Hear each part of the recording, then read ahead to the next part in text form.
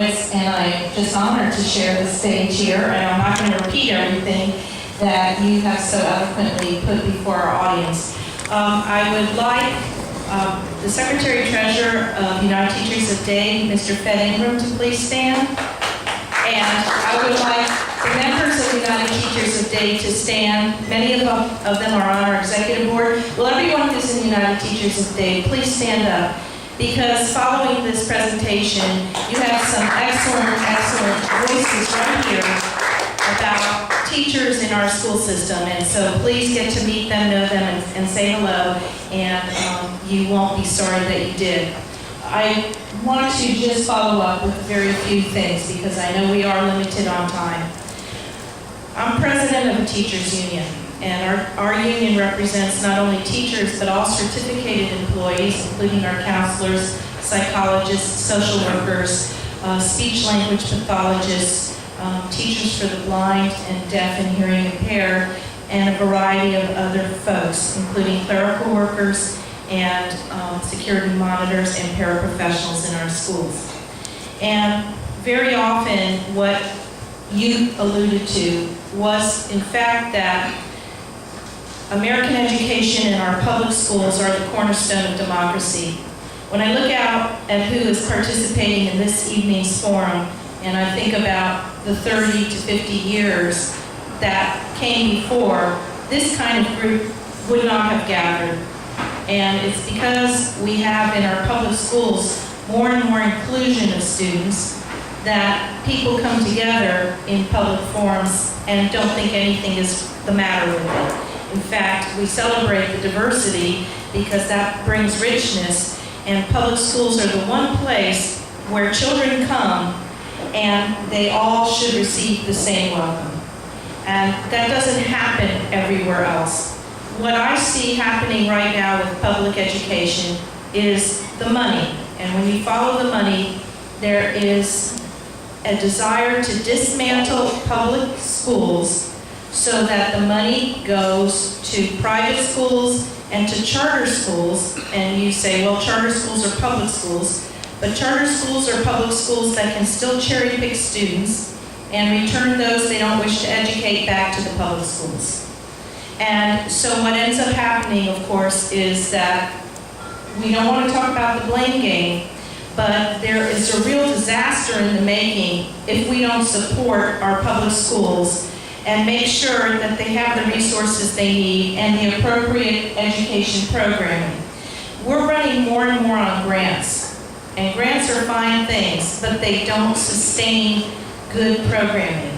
And so when you have wonderful programs like some of the ones that Dr. Wynne presented this evening, they come and they go. And they don't come and they go because they're not working. It's because the grant runs out. And that's not how we should be offering education. We should be offering education that is sustainable when it's workable. And when we find that something either works better, we move along with it, but we shouldn't have to get rid of things that are working because the grant is no longer there. But the financing of public education is going away, and we need to make sure that it remains with our public schools because that is the crossroads of our democracy. So I'm urging you to really pay attention to the monetary aspect of what's happening and why it's happening, and it's exactly what you were saying about the testing industry. Lots of people are making lots of money. And in truth, when we pay teachers more, many politicians view that as a wasted dollar because it's not a dollar that's going to a friend or a business opportunity or a vendor. And so when wages remain depressed, then what we say to children about the value of education and those educators is it's not worth that much. So I just put out the money piece to you because it's an important consideration about what's happening. Finally, I want to point out that following Hurricane Katrina, the schools in New Orleans, the public schools were completely dismantled. They have always had parish schools, which are private schools, and now they moved to a charter method of educating. Charter schools are not required to provide a seat for every child. They're only required to fill the seats they have the charter for. And so parents are left with nothing because of the dismantling of public education. And I say to all of you who are here on a Tuesday evening, hoping for a great comedy club routine following this fascinating discussion, that we cannot let go of our public schools. We cannot. We have to fight for them. We have to make sure that they have the resources they need and that the children, all of them, get appropriate education. And in answer to the question of what do we need most, what we need most is to work with the very youngest children and move them through our schools, because we know that education is no longer pre-K through 12. It's what I consider birth through life.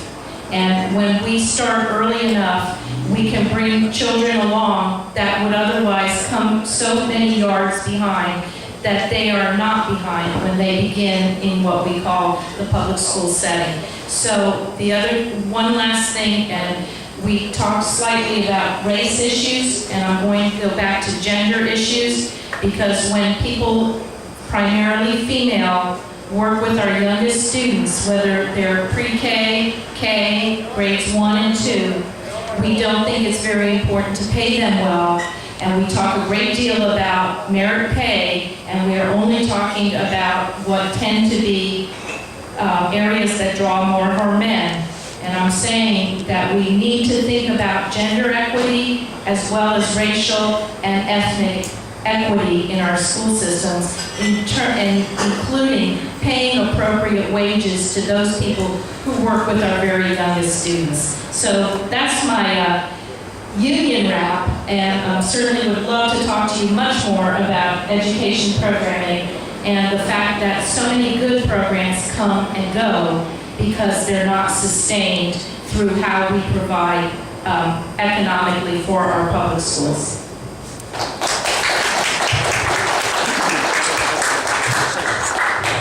Well, I'm sure our speakers are capable of maintaining control of the classroom here, so I'm going to let them handle the questions as they come. But I did want to say a couple of things. Number one, we're going to be addressing the same issues, but with different casts next week.